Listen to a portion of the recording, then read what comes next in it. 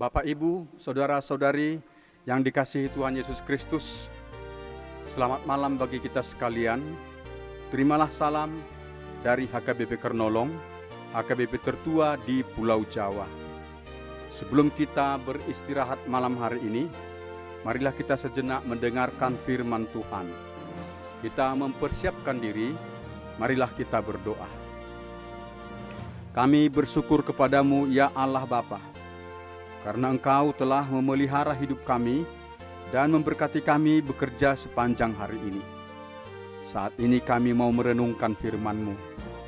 Kami memohon kuasa Roh Kudus yang memampukan kami mengerti akan firman Tuhan dan memampukan kami untuk melakukannya di dalam kehidupan kami. Dalam nama Yesus kami berdoa. Amin. Renungan malam bagi kita sesuai dengan nas bacaan malam dalam Almanak HKBP. Tertulis dalam kitab Ayub, pasal yang kedua, ayat 1 hingga ayat yang ke-10. Sebagai ayat pembimbing renungan, yaitu ayat 9. Beginilah firman Tuhan. Maka berkatalah istrinya kepadanya, "Masih bertekunkah engkau dalam kesalehanmu? Kutukilah Allahmu dan matilah." Tema renungan kita adalah bertekun supaya menjadi pemenang. Sahabat renungan malam Shalom, pengajaran hikmat dalam kitab Pengkhotbah pasal 3 ayat 1 dan ayat 4 mengatakan, "Untuk segala sesuatu ada masanya, untuk apapun di bawah langit ada waktunya. Ada waktu untuk menangis, ada waktu untuk tertawa, ada waktu untuk meratap, ada waktu untuk menangis." Ayub dan istrinya, keluarga yang terkaya di tanah Uz dan terkenal juga dengan kesalehan, kejujuran, sikap takut akan Tuhan, serta menjauhi kejahatan, tidak terkecuali juga mengalami penderitaan berat, sehingga mereka menangis dan meratap dalam kesedihan dan penderitaan yang mendalam, karena mereka mengalami peristiwa malapetaka yang bertubi-tubi. Jika semula kehidupan keluarga Ayub bersama istri dan 10 putra-putrinya bersama semua pekerja mereka hidup tentram dan bahagia. Tetapi secara tiba-tiba peristiwa bencana memporak-porandakan sukacita mereka, merenggut semua harta kekayaan para pekerja dan juga putra-putri yang mereka cintai. Iblis berulang kali mencobai iman Ayub, hendak menyesatkan Ayub agar Ayub bersikap melawan atau mengutuki Allah. Pertama sekali iblis mengerahkan gerombolan perampok yang datang dari Sheba, merampok 500 pasang lembu sapi dan 500 ekor keledai betina, dan membunuh para pekerja dan penjaganya. Hanya satu orang yang terluput dan datang memberitakan peristiwa itu kepada Ayub. Ayub mengalami kerugian yang sangat besar dan kesedihan yang sangat mendalam. Sementara penjaga ternak yang luput itu berbicara melaporkan, telah datang juga lagi seorang pekerja lain yang melaporkan peristiwa bencana. Api telah menyambar dari langit dan membakar hangus 7.000 kambing domba dan gembala atau penjaganya. Hanya satu orang penjaga yang luput yang datang melaporkannya kepada Ayub. Kerugian dan penderitaan Ayub bertambah berat lagi. Belum selesai pekerja yang luput dari bencana api yang menghanguskan itu berbicara, telah datang pula pekerja yang lain, salah seorang penjaga unta, melaporkan peristiwa bencana. 3 rombongan perampok dari Babel merampok 3.000 ekor unta dan membunuh semua pekerja dan penjaga unta itu. Bertambah lagi beban penderitaan dan kerugian Ayub. Sementara penjaga unta itu melaporkan peristiwa perampokan itu, telah datang lagi seorang pelayan yang melayani putra-putri Ayub. Dia melaporkan berita malapetaka. Saat putra-putri Ayub berpesta di rumah si anak sulung, tiba-tiba bertiup angin kencang, merubuhkan rumah itu. Reruntuhan rumah itu menimpa dan menewaskan 10 putra-putri Ayub dan pelayan-pelayan yang melayani mereka saat itu. Hanya seorang pelayan yang luput dan datang melaporkannya kepada Ayub. Sahabat Renungan Malam Salom, bagaimana cara Ayub menyikapi peristiwa duka cita dan malapetaka yang terjadi bertubi-tubi itu? Apakah ia mempersalahkan atau mengutuki Tuhan? Ayub mengoyakkan jubahnya dan mencukur rambutnya sebagai pertanda hatinya yang sangat sedih. Tetapi selanjutnya ia bersujud dan menyembah kepada Tuhan dan berkata, "Dengan telanjang aku keluar dari perut ibuku. Dengan telanjang juga aku akan kembali ke dalamnya. Tuhan yang memberi, Tuhan yang mengambil, terpujilah nama Tuhan." Ayub tidak mengetahui bahwa semua malapetaka itu bukanlah yang dilakukan oleh Tuhan, tetapi dilakukan iblis. Tetapi dalam menghadapi penderitaan berat dan kerugian yang besar itu, Ayub masih menyatakan, "Terpujilah nama Tuhan." Tetapi iblis belum berhenti mencobai Ayub. Iblis menyangka kalau Ayub diserang dengan penderitaan penyakit yang menyengsarakan, iman Ayub akan kalah, Ayub akan mengutuki Allah. Maka iblis menumbuhkan penyakit barah busuk di sekujur tubuh Ayub, dari telapak kaki hingga ke batok kepalanya. Ayub sangat sengsara dan kelihatan menjijikkan.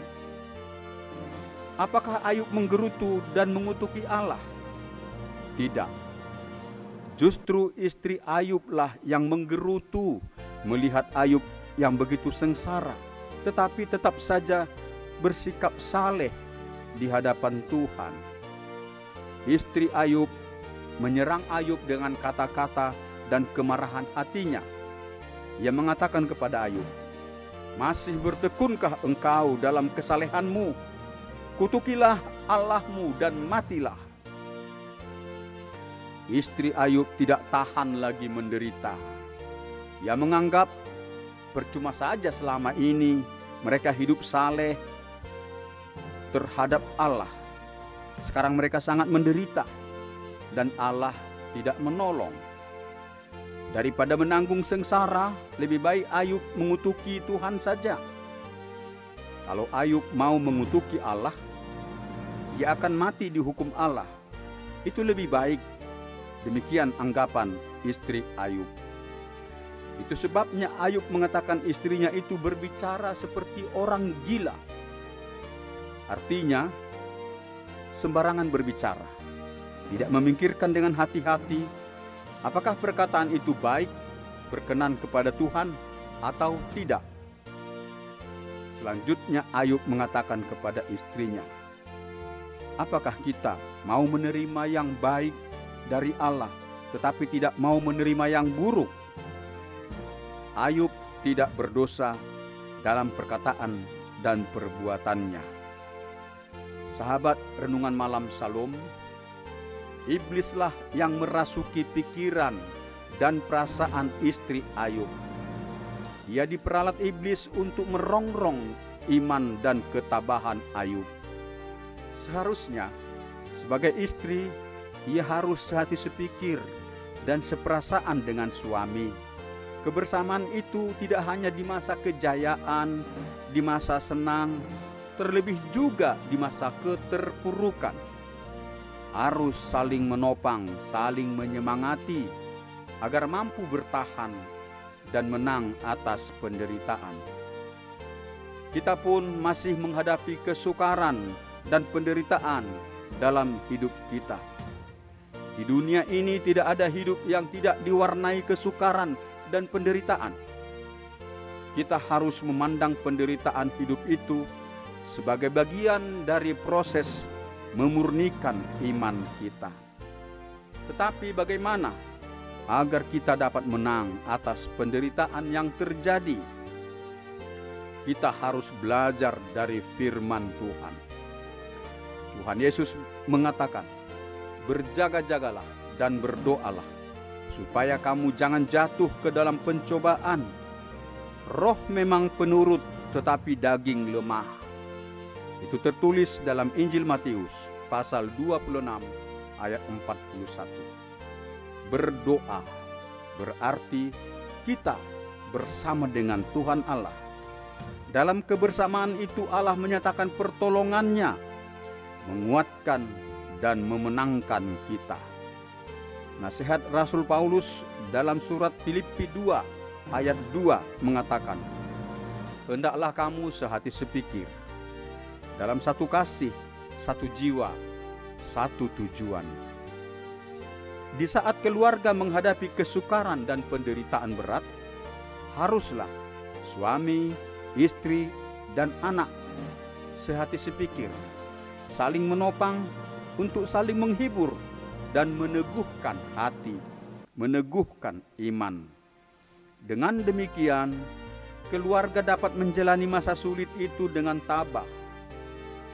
Jauhkanlah sikap dan perkataan menggerutu dan saling menyalahkan. Jika ada di antara anggota keluarga yang menjadi pintu masuk bagi iblis, maka itu dapat menghancurkan kedamaian dalam keluarga. Oleh sebab itu, jangan ada di antara anggota keluarga yang menjadi pintu masuk bagi iblis untuk menghancurkan kedamaian keluarga itu. Kebersamaan keluarga di dalam doa dan di dalam ketabahan adalah kunci kemenangan. Demikianlah renungan bagi kita malam hari ini. Marilah kita berdoa. Terpujilah nama-Mu ya Allah Bapa. Kami telah mendengarkan firman-Mu. Kami memohon, kuatkanlah iman kami manakala kami menghadapi penderitaan dan kesukaran dalam hidup kami. Tuntunlah kami agar dalam kehidupan keluarga, suami, istri, bersama dengan anak, senantiasa bisa memeliharakan dan menjaga hati yang sehati sepikir, juga seperasaan, saling mendukung, saling menopang.